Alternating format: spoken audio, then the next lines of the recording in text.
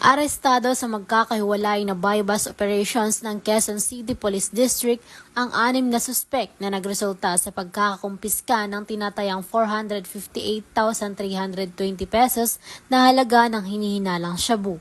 Sa barangay Matandang Balara, naaresto si alias Espiridion, 57 anyos, kung saan nasamsam sa kanya ang 28.4 gramo ng shabu na nagkakahalaga ng 193,120 pesos. Sa Novaliches naman ay nahuli sina alias John Delmar at alias Raymark matapos makuhanan ng 24 na gramo ng shabu na nagkakahalaga ng 163,200 pesos, kasunod ng tip mula sa isang concerned citizen. Samantala, 3 suspek din ang nadakip ng payatas na pinangalanang sina alias Mark Anthony, alias William at alias Kirt matapos makuhanan ng 15 gramo ng shabu na tinatayang 102,000 pesos ang halaga. Sasampahan ng kasong paglabag sa Republic Act 9165 o mas kilala bilang Comprehensive Dangerous Drugs Act of 2002 ang mga nahuling suspek.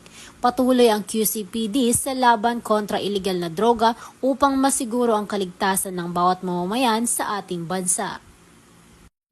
Mula dito sa Arpicado NCR, ako po ang iyong PNN correspondent. Patroluman mi kami bahiwag, alagad ng batas, tagataguyod ng balitang pulis.